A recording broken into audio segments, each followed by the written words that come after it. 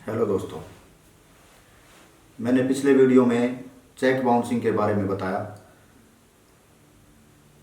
Cheque bouncing जो पिछला video मेरा है उसमें मैंने बताया है कि जब भी कोई व्यक्ति किसी दूसरे व्यक्ति को चेक देता है, या हम मान के चले कि हमें अगर कोई दूसरा व्यक्ति चेक देता है तो उसके चेक की लिमिटेशन क्या है बैंक में लगाने की, उसके बाद में केस फाइल करने की लिमिटेशन क्या है, और कोर्ट में केस फाइल करने तक का जो टाइम बाउंडेशन है वो सारा मैंने उसमें बताया है, जिसके लिए आप मेरा पहले वाला वीडियो देख सकते हैं।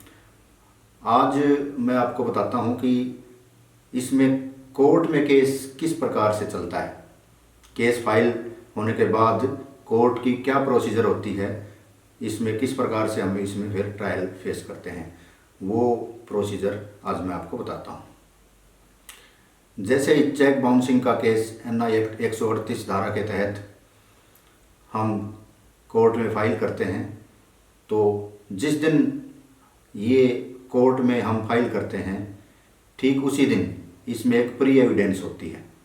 बाकी केसेस में आपने देखा होगा कि एविडेंस बाद में होता है, डायरेक्ट पहले नोटिस और सम्मन हो जाते हैं।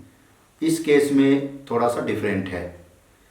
इस केस में जैसे ही केस फाइल किया जाता है तो नोटिस से पहले एविडेंस होते हैं कंप्लेनेंट के, यानी कि जिन्होंने कंप्लेंट की है, तो उसकी प्री एविडेंस होती है। और उस एविडेंस के बाद में उसमें कोई डिफेंडेंट लॉयर नहीं होता, बल्कि कोर्ट ही स्वयं उसको एविडेंस लेती है कंप्लेनेंट की, ये देखने के लिए कि इसमें कितना कुछ सच है, कितना झूठ है, और इसके बाद में नोटिस करती है। तो इसमें कंसिडरेशन के लिए शुरू में लगता है केस। कंसिडरेशन में ऑनरेबल कोर्ट ये देखती है कि मुख्य जो मैंने पहले वीडियो में बताई वही चीज़ें देखी जाती हैं। प्री एविडेंस होता है एक तरह से कि जो चेक जो बाउंस कराया गया है, क्या बैंक के अंदर सही टाइम में चेक लगाया गया है, जिसका टाइम 3 महीने तक ही हम लगा सकते हैं। इसके बाद में जब चेक बाउंस का हमारे पास इंफॉर्मेशन बैंक के द्वारा आई, उसके ठीक टाइम पीरियड में हमने लीगल नोटिस भेजा है, और लीगल नोटिस का टाइम पीरियड ख़त्म होने के बाद जो चेक बाउंसिंग का जो लिमिटेशन टाइम था केस फाइल करने का, क्या वो प्रॉपर टाइमिंग में फाइल किया गया है। तो इस प्रकार की कंसिडरेशन में चीज़ें ऑनरेबल कोर्ट देखता है, और उसके बाद में ये सारी चीज़ जब ठीक पाई जाती हैं लॉ के अकॉर्डिंग, तो फिर ऑनरेबल कोर्ट अपोजिट पार्टी को नोटिस करती है, समन भेजती है। और जैसा कि पहले भी मैंने पीछे वाले वीडियो में भी बताया था आपको कि ये क्रिमिनल केस भी है और सिविल नेचर का भी है, दोनों तरह का केस है। तो इसके अंदर सज़ा का भी प्रोविज़न है, 2 साल तक की सज़ा का प्रोविज़न है, और प्लस में डबल पेनल्टी का भी, चेक अमाउंट से ठीक डबल पेनल्टी का भी प्रोविज़न इस NI एक्ट के अंदर है। तो सबसे पहले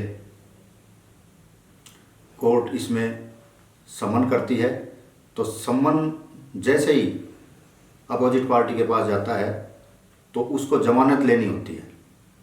जैसे क्रिमिनल केसेस में होता है ठीक वैसा ही प्रोसीजर डायरेक्ट करना पड़ता है, जमानती लेके, और उसमें शुरू में ज़मानत लेनी होती है। अगर ज़मानत नहीं ली जाएगी तो उसी समय जेल भेजा जा सकता है।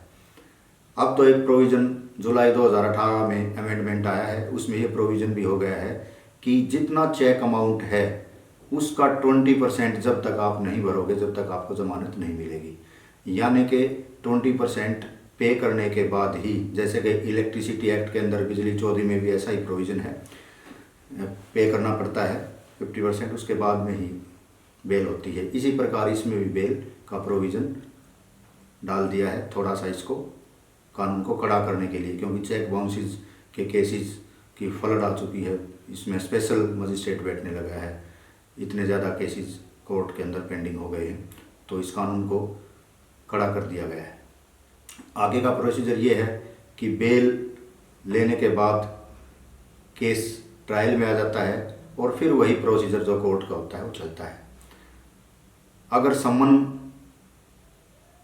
पर हाजिर नहीं होता है अपोजिट पार्टी तो उसके बाद में फिर इसमें बेलेबल वारंट कोर्ट कर देती है, और बेलेबल वारंट होने के बाद भी अगर अपोजिट पार्टी कोर्ट में हाजिर नहीं होती है तो फिर नॉन बेलेबल वारंट इसमें इशू हो जाते हैं।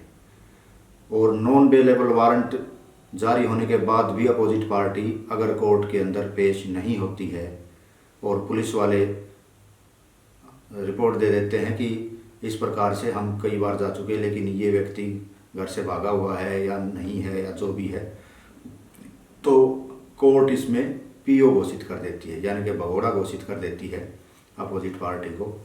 और भगोड़ा घोषित होने के बाद भी अगर वो नहीं कोर्ट के अंदर प्रेजेंट होता है तो अपोजिट पार्टी की प्रॉपर्टी की कुर्की का प्रोविज़न शुरू कर दिया जाता है। तो इस प्रकार से चेक बाउंसेस का जो केस है वो बड़ा ही कड़ा कानून इसमें आ गया है। तो आज के लिए इतना ही, बाकी फिर मिलेंगे किसी दूसरे वीडियो के साथ। चैनल को सब्सक्राइब ज़रूर करें। धन्यवाद।